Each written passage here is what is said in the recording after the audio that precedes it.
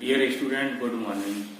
कक्षा 10 की भौतिक विज्ञान में कल हमने आपको प्रकाश के परावर्तन के नियम बताए थे। आज उसी टॉपिक को हम आगे बढ़ाएंगे। अगला टॉपिक देखिएगा, गोलीय दर्पण।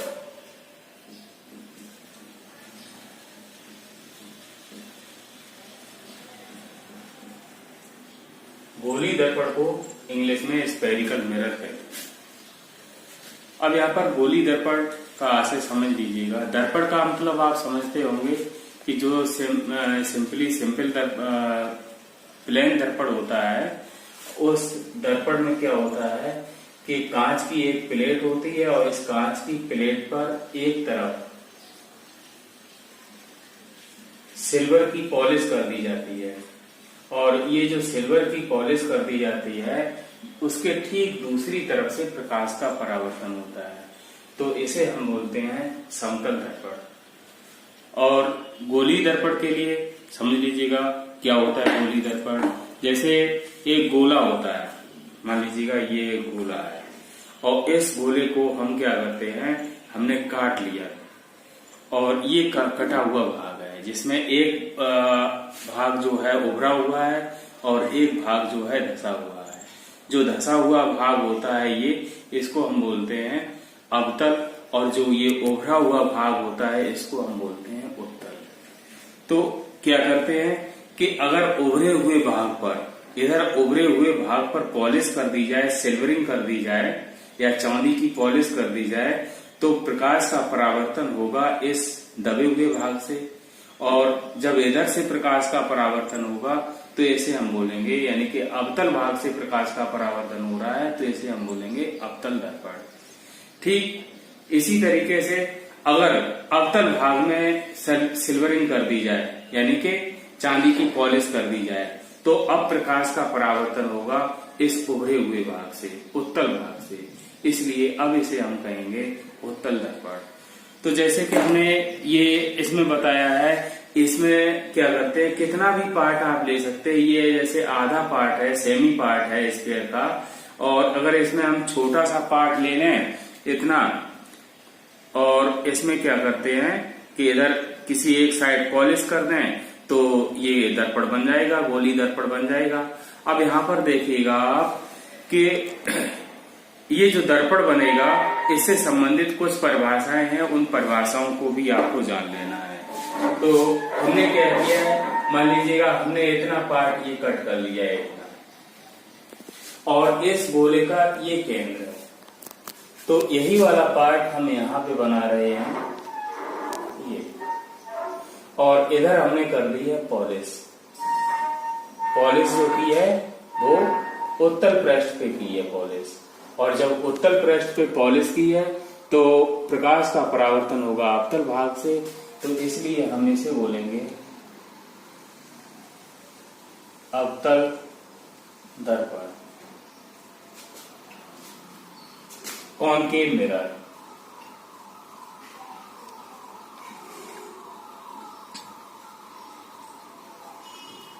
ठीक इसी तरीके से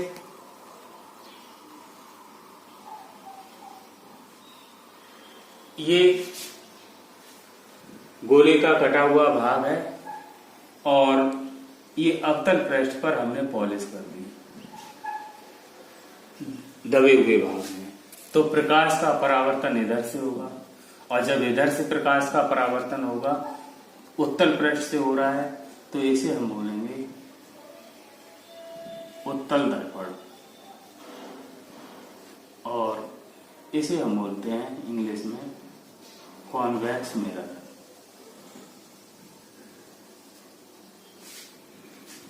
तो ये जो दर्पण है गोलीय दर्पण है, इस गोलीय दर्पण के संबंध में कुछ परिभाषाएं हैं, उन परिभाषाओं को आप समझ लीजिएगा। सबसे पहला हम पॉइंट ले रहे हैं, गोलीय दर्पण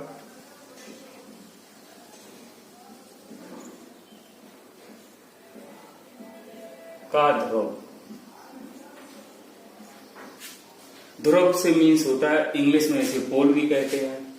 अब जैसे ये जो कटा हुआ भाग है इसका जो मध्य बिंदु होगा इस मध्य बिंदु को ध्रुव कहते हैं। अब यहाँ पर हमने ये दर्पण बनाया है, इसका कटा हुआ भाग ये है, तो ये ध्रुव हो जाएगा।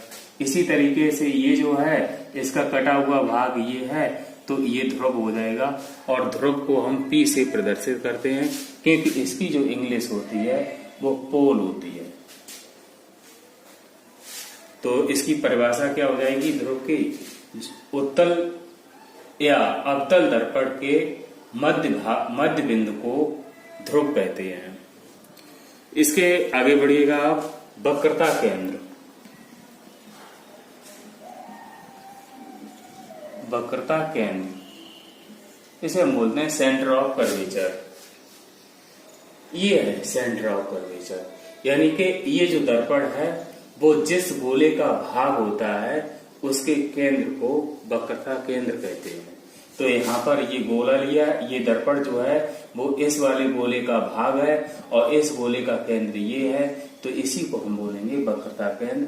और वक्रता केंद्र इसमें हमने ये बना दिया है, ये इसको हम C से प्रदर्शित करते हैं, क्योंकि इसके जो इंग्लिश होगी वो सेंटर ऑफ कर्वेचर होगी। इसी तरीके से ये जो दर्पण बनाया है इसके लिए वक्रता केंद्र इस साइड बन जाएगा। आगे देखिएगा, द्वारक,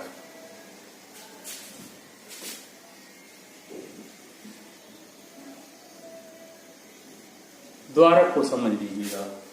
जैसे ये जो दर्पण है, तो दर्पण का जो यहां से यहां तक का ये व्यास होगा, गोले शेप में होता है। जैसे अगर ये इतना दर्पण है और यहां से यहां तक का जो इसका व्यास होगा, इस व्यास को बोलते हैं द्वारक। तो ये यहां से यहां तक का क्या हो गया? द्वारक। ऐसे भी कह सकते हैं कि द्वारक जो है उसका जो मध्य बिंदु होगा उसको हम पोल कहते हैं, ध्रुव कहते हैं। अगला पॉइंट देखिएगा, मुख्य अक्ष।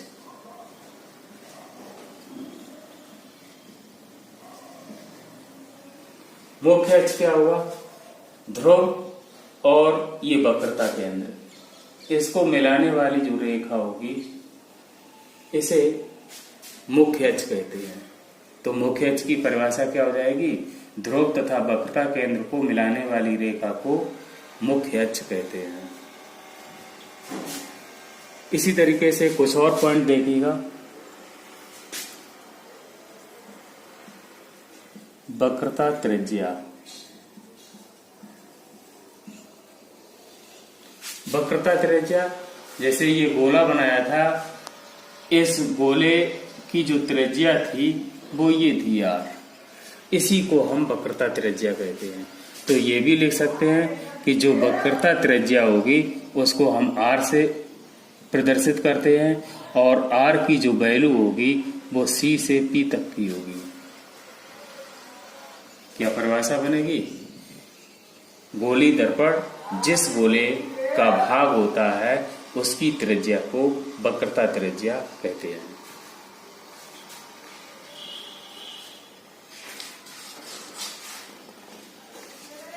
तो इस तरीके से ये जो परिभाषाएं हैं, इन परिभाषाओं को आप तैयार कर लेंगे। अब काफी इंपॉर्टेंट परिभाषा एक हम बता रहे हैं, उसका नाम है फोकस। बहुत यूज होगा इसका, फोकस। समझिएगा, फोकस मुख्य अक्ष ये है और मुख्य अक्ष के समांतर ये प्रकाश की किरण आ रही है। अब प्रकाश का परावर्तन, परावर्तन में हमने एक नियम बताया था कि आपतन कोण का मान परावर्तन कोण के बराबर होता है, और आपतन कोण परावर्तन कोण जो है वो आप जो अविलंब होता है अविलंब से बनाते हैं। तो अविलंब बनाने के लिए आपको मालूम होना चाहिए कि इस गोले के केंद्र से किसी भी बिंदु पर आप मिला दें जाके गोले का पृष्ठ, तो ये यहाँ पर लंबवत होता है, 90 डिग्री पे होता है। तो हमने क्या किया कि केंद्र ये है, या यहाँ पे आप मिला देंगे ऐसे, तो ये भी यहाँ पर 90 अंश होगा। तो वही हमने किया है कि वक्रता केंद्र से प्रकाश की किरण दर्पण के जिस बिंदु पे टकरा रही है वहां पर मिला दिया, और मिला दिया तो ये वाला जो कोण होगा वो आपतन कोण हो गया आई। ये जो आपतन कोण है, अब नियम क्या कहता है कि आपतन कोण परावर्तन कोण के बराबर होता है। तो प्रकाश की किरण जितने कोण यहाँ पे बना रही है उतना ही कोण बनाते हुए इधर वापस चली जाएगी इस तरीके से, और मुख्य अक्ष को जिस बिंदु पर काटेगी उस बिंदु को ही बोलते हैं फोकस। तो फोकस की अब परिभाषा समझ लीजिएगा। ये वाली किरण यानी कि इसको क्या नाम देंगे, मुख्य अक्ष के समांतर चलने वाली प्रकाश की किरण गोली दर्पण से परावर्तन के पश्चात मुख्य अक्ष के जिस बिंदु से होकर जाती है उसे फोकस कहते हैं। इसी परिभाषा को, फोकस की परिभाषा को आप यहाँ इस वाले उत्तल दर्पण में देखिएगा। आपका ये हो गई आपकी मुख्य अक्ष, और मुख्य अक्ष के समांतर ये प्रकाश की किरण आ रही है। हमें परावर्तन शो करना है तो निश्चित रूप से जो केंद्र है वहां से हमें अविलंब बनाना होगा। ये अविलंब बना दिया। जितने कोण से ये प्रकाश की किरण आ रही है उतने ही कोण से ये वापस चली जाएगी। अब ये किरण जो वापस जा रही है वो ऐसा प्रतीत होगा कि इस बिंदु से आ रही है, और जिस बिंदु से आती हुई प्रतीत होगी वही फोकस होगा। तो यहां से परिभाषा देखिएगा, मुख्य अक्ष के समांतर चलने वाली प्रकाश की किरण गोली दर्पण से परावर्तन के पश्चात मुख्य अक्ष के जिस बिंदु से आती हुई प्रतीत होती है उसे फोकस कहते हैं। तो फोकस की परिभाषा क्लियर हो गई। किसी भी तरीके से आप दे सकते हैं। अगला पॉइंट इसमें देखिएगा, फोकस दूरी।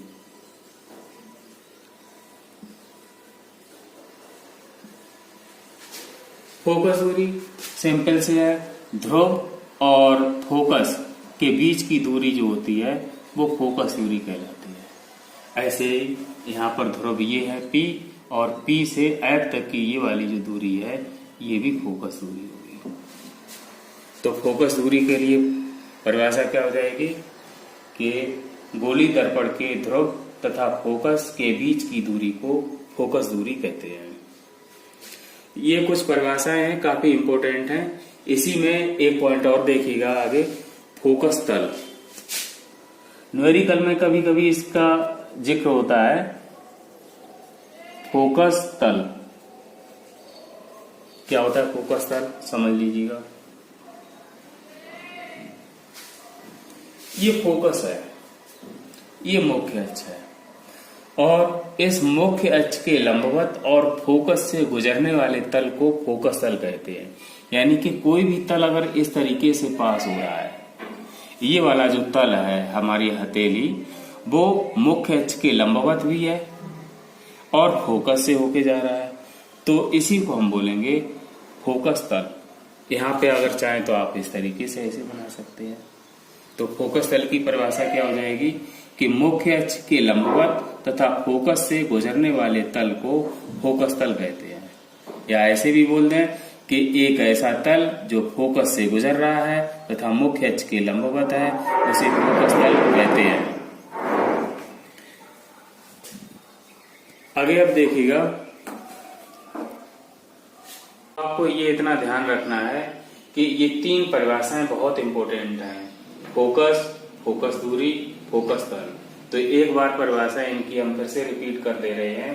फोकस के लिए क्या बताया था कि मुख्य अक्ष के समांतर चलने वाली प्रकाश की किरण गोली दर्पण से परावर्तन के पश्चात मुख्य अक्ष के जिस बिंदु से होकर जाती है अथवा जिस बिंदु से आती हुई प्रतीत होती है उसे फोकस कहते हैं। इसी तरीके से फोकस दूरी की परिभाषा क्या हो जाएगी कि गोली दर्पण के ध्रुव तथा फोकस के बीच की दूरी को फोकस दूरी कहते हैं। अगला पॉइंट क्या बताया था कि फोकस तल। फोकस तल के लिए परिभाषा समझ लीजिएगा कि गोली दर्पण के फोकस गोली दर्पण के फोकस से गुजरने वाले तल को जो मुख्य अक्ष के लंबवत हो फोकस तल कहते हैं। फिर से समझ लीजिएगा, क्या बताया कि एक ऐसा तल जो फोकस से गुजर रहा है, मुख्य अक्ष के लंबवत है, उस तल को फोकस तल कहते हैं। आज के लिए इतना ही रखिएगा।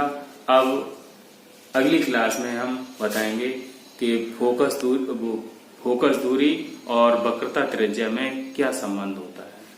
ठीक है, धन्यवाद।